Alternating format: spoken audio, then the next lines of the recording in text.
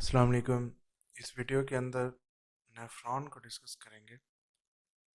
Nephron एक structure और functional unit है किडनी का। इसके अंदर यूरिन की फॉर्मेशन होती है और फिर वो आगे यूरेटर और ब्लैडर की तरफ चला जाता है।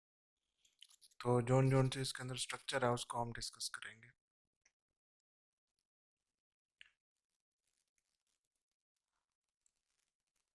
अब ये जो इसका एरिया है ये एक कलेक्टिंग डक्ट है।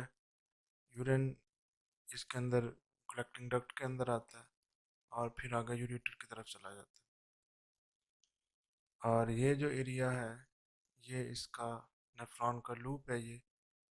अब ये जो आपको रेड कलर की ब्लड वेसल नज़र आ रही है ये आर्टरीज हैं, और ब्लू कलर की जो नज़र आ रही है ये है वेन्स।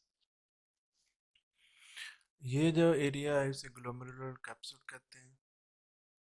और ये इस जगह पे जो ब्लड वेसल है वहाँ से यूरिन निकलता है और ये कैप्सूल के अंदर चला जाता है। फिर यहाँ से गुजरता हुआ ये इस जगह पर आता है। अब ये वाला जो डिसेंडिंग लिम्ब है इसका, और फिर इसका ये असेंडिंग लिम्ब। यूरिन इसके अंदर आएगा और फिर ये इधर से होता हुआ कलेक्टिंग ट्यूब कलेक्टिंग डक्ट की तरफ चला जाएगा। अब ये जो इसकी ट्यूब्स हैं इनको प्रोक्सिमल कॉन्वोल्यूटेड ट्यूब्यूल्स कहते हैं। इसके अलावा अब ये जो है इनको इफरेंट आर्ट्रियोल कहते हैं। ये इंटरलोब्यूलर आर्टरी है और वहाँ से फिर ये इफरेंट आर्ट्रियोल निकली हुई। इसी तरह ये आगे इसको पेरिट्यूबुलर कैपिलरी कहते हैं। ये जो ब्लू आपको नज़र आ रही है ये वेन है, इंटरलोब्यूलर वेन है।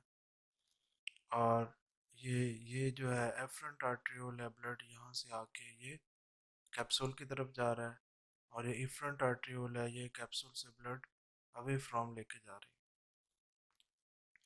ये वाला एरिया डिस्टल कॉन्वोल्यूटेड ट्यूब्यूल है। तो ये एक होल एक स्ट्रक्चर है इसका नेफ्रॉन का। इसको मज़ीद जूम में हम नेक्स्ट स्लाइड में डिस्कस करते हैं। अब ये एक इसका ग्लोमेरुलर फिल्ट्रेशन प्लांट यहाँ लगा हुआ है, इसके अंदर फिल्ट्रेशन होती है। नंबर ए जो पिक्चर है इसके अंदर substance move out of glomerular capillaries and into the glomerular capsule. अब ये जो एफरेंट आर्ट्रियोल है ये ब्लड को इस तरफ लेके आ रहा है और ये इफरेंट आर्ट्रियोल ब्लड को अवे फ्रॉम ग्लोमेरुलर कैप्सूल लेके जा रहा है। ब्लड यहाँ इंटर होता है और फिर इस एरिया को मज़ीद जूम करके इस पिक्चर के अंदर दिखाया गया। अब ये जो इसके अंदर कैपिलरी के अंदर होल होते हैं इसको फेनेस्ट्री कहते हैं। अब ये जो सब्सटेंस है ये सिलेक्टिव उनको बाहर जाने देते हैं, सब सब्सटेंस को यहाँ से नहीं जाने देते। इसको ये जो कैपिलरी ये जो लेयर है इसको कैपिलरी एंडोथेलियम कहते हैं। अब ये जो सब्सटेंस यहाँ से निकल के इसके अंदर आएंगे वो उसको ग्लोमेरुलर फिल्ट्रेट कहते हैं। इस तरह ये सब्सटेंस कैप्सूल के अंदर फ्लूइड हो गया, सब्सटेंस हो गया, डिफरेंट टॉक्सिक सब्सटेंस इसमें है।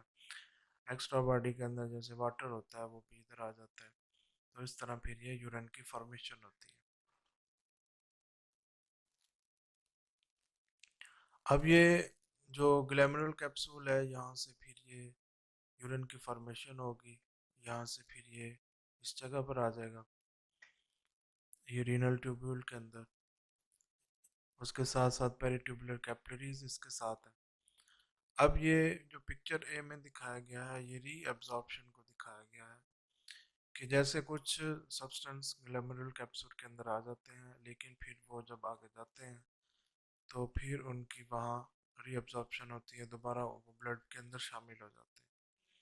तो इस तरह ये बाज जैसे कोई एक्स्ट्रा फ्लूइड या एक्स्ट्रा वाटर इसके अंदर चला गया है, या इसके अलावा जैसे सोडियम पोटाशियम क्लोराइड इलेक्ट्रोलाइट्स इसके अंदर चले गए हैं रीनल ट्यूब्यूल के अंदर जो बॉडी को रिक्वायर है, तो वो दोबारा यहाँ से रीअब्जॉर्ब कर लिए जाते हैं। अब ये बी पिक्चर के अंदर ये ट्यूबुलर सिक्रीशन की बात की गई है जिसमें जो कुछ सब्सटेंस हैं वो ब्लड से रीनल ट्यूब्यूल की तरफ आ जाते हैं। पेरिट्यूबुलर जो कैपिलरीज है वहाँ से डायरेक्ट ये रीनल ट्यूब्यूल के अंदर आ जाएंगे। कुछ सब्सटेंस यहाँ से ये जो ग्लैमरुलर फिल्ट्रेट नज़र आ रहा है यहाँ से रीनल ट्यूब्यूल के अंदर आएंगे और कुछ सब्सटेंस डायरेक्टली इसमें चले जाएंगे। जैसे कुछ एक्स्ट्रा सब्सटेंस हैं जो इसके अंदर रह गए हैं, तो फिर ये ब्लड से रीनल ट्यूब्यूल के अंदर चले जाएंगे।